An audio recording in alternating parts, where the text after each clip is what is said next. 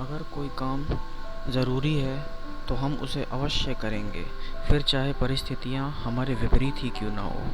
जी हाँ दोस्तों, आप समझ गए होंगे मैं बात कर रहा हूँ एलॉन मस्क के बारे में। इन्हें जीनियस एंटरप्रेन्योर भी कहा जाता है। ये एक बिजनेसमैन, एक इन्वेस्टर और एक इंजीनियर भी हैं। तो आइए दोस्तों, शुरू करते हैं एलॉन मस्क की लाइफ जर्नी। दोस्तों, एलॉन मस्क का जन्म 28 जून 1945 को साउथ अफ्रीका में प्रिटोरिया में हुआ था। इनके पिता का नाम एरोल मस्क था, जो कि एक पायलट और इंजीनियर थे, और इनकी मां का नाम मेइस मस्क था, जो कि एक मॉडल थी। इनके एक भाई हैं जिनका नाम है किम्बेल मस्क, और बहन का नाम है टोस्का मस्क। दोस्तों, एलॉन को बचपन से ही पढ़ाई लिखाई में बहुत दिलचस्पी रही थी। इन्हें बचपन से किताबें पढ़ने का बहुत शौक़ था, और ये ज़्यादातर आइजैक एसिमोव की किताबें पढ़ते थे।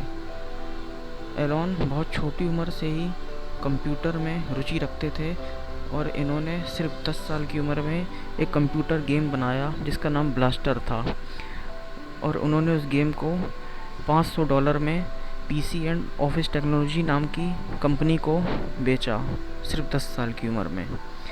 फिर 17 साल की उम्र में एलॉन अपनी पढ़ाई पूरी करने कनाडा चले गए। वहाँ पर वो क्वीन यूनिवर्सिटी में पढ़ते थे। कुछ साल बाद वो यूनिवर्सिटी ऑफ पेंसिल्वेनिया में शिफ्ट हो गए। फिर 1995 में एलॉन आगे की पढ़ाई पूरी करने स्टैनफोर्ड यूनिवर्सिटी गए, पर कुछ ही दिनों में उन्होंने कॉलेज छोड़ दिया और अपना खुद का बिजनेस शुरू करने में लग गए।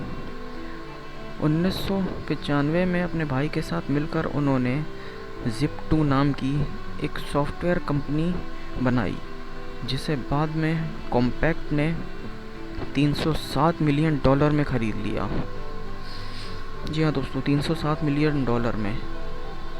फिर 1999 में एलॉन मस्क ने X.com की स्थापना की। बाद में उसे कन्फिनिटी कंपनी ने खरीद लिया।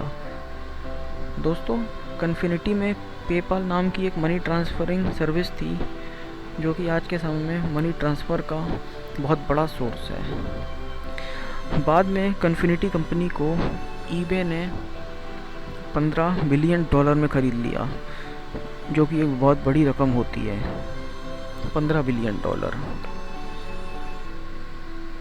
फिर एलॉन ने उन पैसों को aerospace research technology space x में इन्वेस्ट किया।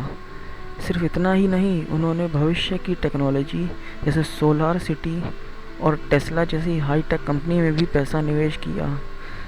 बाद में सोलार सिटी टेस्ला के अंतर्गत काम करने लगी।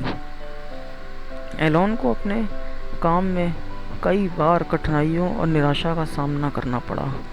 उनका स्पेस एक्स प्रोजेक्ट कई बार फेल हुआ, और उनकी टेस्ला गाड़ियों को भी शुरुआत में लोगों ने नापसंद किया। बहुत नेगेटिव फीडबैक मिला उन्हें, मगर एलॉन मस्क ने कभी हार नहीं मानी और लगातार कोशिश करते रहे। ये उनकी दूरदृष्टि का ही कमाल था कि उन्होंने भविष्य की ज़रूरत को समझा और समय का सदुपयोग किया।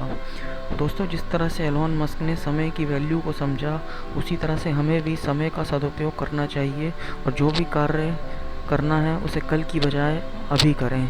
किसी महापुरुष ने कहा है, समय ना लगाओ तय करने में कि आपको क्या करना है, वरना समय तय कर लेगा कि आपका क्या करना है।